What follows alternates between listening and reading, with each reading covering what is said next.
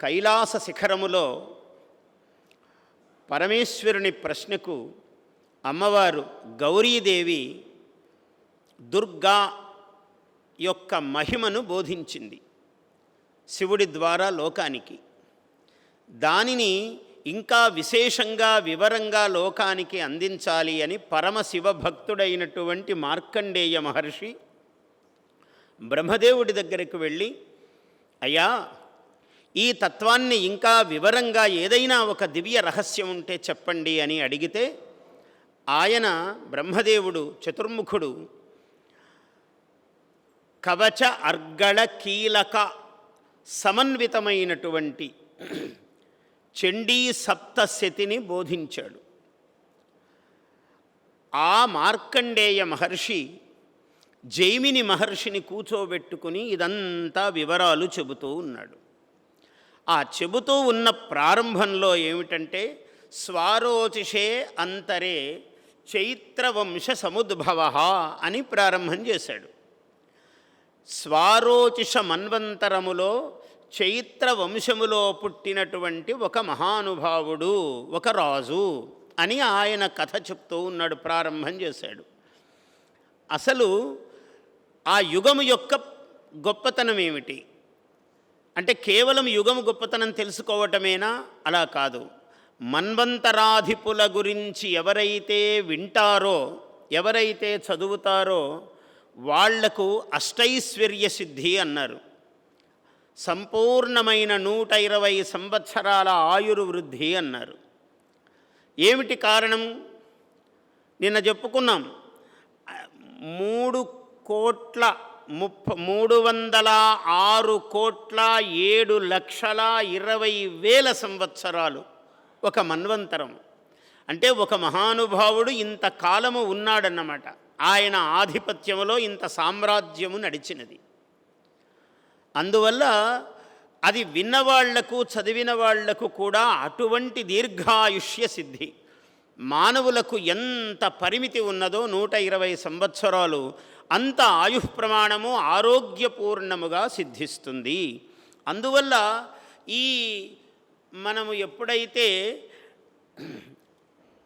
ఈ వైవస్వతం పేరు అన్నాడో, ఆ వైవస్వతుడి గురించి స్వారోచిష, స్వరోచి, మొట్టమొదటివాడు స్వయంభువ, తనకు తానే పుట్టినవాడు.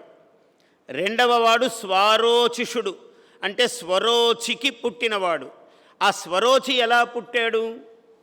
దానికే నిన్న మనకు తెలుగులో ఒక అద్భుతమైన ప్రబంధము రచించాడు అల్లసాని పెద్దన అనే మహాకవి. ఆయన రచించినటువంటి మనుచరిత్రలో కొంత భాగం చెప్పుకున్నాము. ఆ ప్రవరుడు అనే బ్రాహ్మణోత్తముడు, ఆయన సకల ధర్మ నిర్వాహకుడై యజ్ఞయాగాది క్రతువులను నిర్వహిస్తూ మహనీయుడై జీవితము సాగిస్తూ ఉండగా ఒక యతీశ్వరుడు ఇంటికి వచ్చాడు.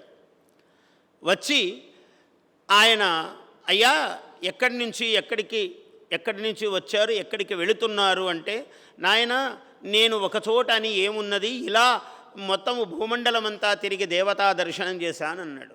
మీ వయస్సు ఇంత చిన్నదే, ఇంత దూరము ఎలా ప్రయాణం చేశారు అని అడిగాడు. నాకు ఈశ్వర కృపారసము చేత ఒక పాదలేపము, పాదాలకు పూసుకునే ఒక లేపనము పరమేశ్వర కటాక్షముతో దొరికిందయ్యా అన్నాడు. ఇటువంటి మహాత్ములు కదా, నన్ను కూడా శిష్యుడుగా చేర్చుకోండి అన్నారు. ఆయనకు కూడా పాదలేపం ఇచ్చాడు. ఇస్తే ఆయన మొట్టమొదట ఇది పనిచేస్తుందో లేదో తెలుసుకోవాలి కదా, అందుకని ఆయనకు కాళ్లకు పూసుకోగానే హిమాలయం అనుకున్నాడు. ఎక్కడికి అనుకుంటే అక్కడికి వెళ్ళవచ్చయ్యా ఈ పాదలేపం పూసుకుంటే అంటే హిమాలయం అనుకున్నాడు. హిమాలయాలకు వెళ్ళిపోయాడు. అక్కడ గౌరీదేవి తపస్సు చేసిన చోటు, శివుడు తపస్సు చేసిన చోటు, వశిష్ఠాది మహర్షులు తపస్సులు చేసిన చోట్లు, ఇటువంటివన్నీ కూడా దర్శనం చేశాడు మహానుభావుడు. ఇంత అయ్యేటప్పటికి మధ్యాహ్నం అయ్యింది. నిన్నటికి అక్కడ ఆపుకున్నాం. మధ్యాహ్నం అయ్యింది. అతడు ఒక్కసారి మధ్యాహ్నం కాగానే ఇంటికి వెళ్ళాలి, అమ్మవారికి నైవేద్యం పెట్టాలి, మాధ్యాహ్నిక క్రియలు ఆచరించాలి. అందువల్ల ఇంటికి వెళ్ళాలి అనుకున్నాడు. అనుకుంటే కాళ్ళు కదలటం లేదు. అతడు అట్లు ఔషధహీనుడై ఔషధహీనుడైపోయాడు. అంటే కాళ్లకు వ్రాసుకున్నటువంటి పాదలేపం ఏదైతే ఉందో అది మంచుకు కరిగిపోయింది. ఇంతా తిరిగాడు కదా, కొంచెం కూడా అక్కడక్కడ ఒక అణువు ఉన్నా కూడా ఆయన సంచరించగలడు. కానీ ఇన్ని చోట్లు తిరిగేటప్పటికీ హిమాలయాల్లో మొత్తము కరిగిపోయింది. ఆ పాదలేపమంతా కరిగిపోయింది. కరిగిపోయేటప్పటికీ అస్మద్గృహం అనుకున్నా ఏమీ గాలిలో లేవటం లేదా ఆయన. అయ్యో ఏమైపోయింది అనుకున్నాడు. అప్పుడు ఈ ఔషధమంతా కరిగిపోయిందని గ్రహించాడు. గ్రహిస్తే అటువైపు చూశాడు. అలా వెతుకుతూ ఉంటే ఎవరైనా కనపడతారేమో, ఎలా వెళ్ళాలో, ఎలా వచ్చాడో తెలియదు. ఆకాశంలో వచ్చేసాడు. కానీ వెళ్ళడం ఎట్లాగా? గహనమైనటువంటి అరణ్యము, హిమాలయము, ఎలా దాటి వెళ్ళాలి అని ఆయన అలా చూస్తుంటే ఒక భవనం కనపడ్డది. దానికి ముందు ఒక ఆమె, ఒక స్త్రీ, నవయౌవనవతి, పరమ సౌందర్య రాశి ఆమె అక్కడ వీణ వాయిస్తూ కూర్చుని కనపడింది. ఇక్కడ రహస్యం ఏమిటంటే పరమ శృంగారము అభివర్ణిస్తూ, ఎంత శృంగారము ఉన్నప్పటికీ మానవుడు ధర్మము తప్పరాదు. ధర్మ అర్థ కామ మోక్ష, ఇది ధర్మార్థ కామ మోక్షములు. ఈ మధ్యలో ఉన్నటువంటి అర్థకామములు రెండూ మొదటి ధర్మముతో ముడిబడి ఉంటే నాల్గవది అయిన మోక్షము సిద్ధిస్తుంది అని చెప్పడము కోసమే ఈ స్వారోచిషం అనుసంభవం.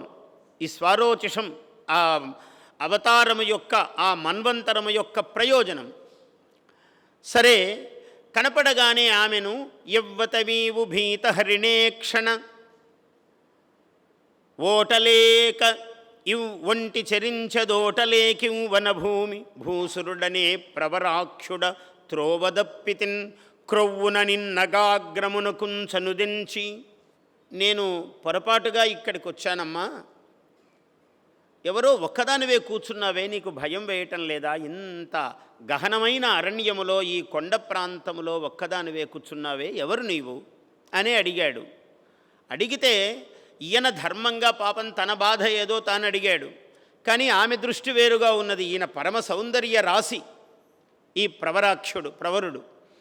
ఇంత సుందరుణ్ణి చూసి ఆమె, ఆహా ఇంతలు కన్నులుండ తెరివెవ్వరి వేడెదో భూసురేంద్ర ఏకాంతమునందునున్న జవరాండ్ర నెపంబిడి పల్కరించులాగింతియగాక నీ వెరుగవేమును వచ్చిన త్రోవ. ఏమయ్యా, ఆడవాళ్ళు ఒకరు కనపడితే ఏదో ఒక నెపముతో మాట్లాడాలని మాట్లాడుతున్నావు కానీ ఇంత పెద్ద కళ్ళున్నాయే నీకు, నీ వచ్చిన దారే నీకు తెలియదా? మా ఊరికి టికెట్ ఇమ్మని అడిగినట్టుగా మీ ఊరేదో నీకు తెలియదా? ఎలా వచ్చావు అంటే పాదలేపం పూసుకోవటం ఇవన్నీ ఆమెకు తెలియదు. పైగా ఆమె దృష్టి వేరు. ఈయనని ఒక శృంగార రసాన్వయమూర్తిగా చూస్తోంది ఆమె. ఆయన పరమధర్మాత్ముడు. అలా చూసి అన్నది, అంటే తల్లి నీకు శుభంబు నీకగున్, నీకు శుభమవుతుంది, నాకు నిజంగా దారి తెలియకనే అడుగుతున్నాను అన్నాడు.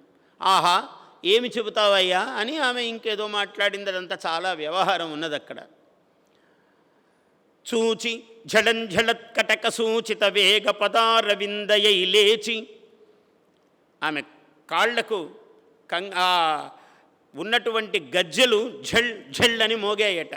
ఆ మ్రోత చూస్తే ఎంత వేగంగా లేచిందో తెలుస్తుంది అన్నాడు.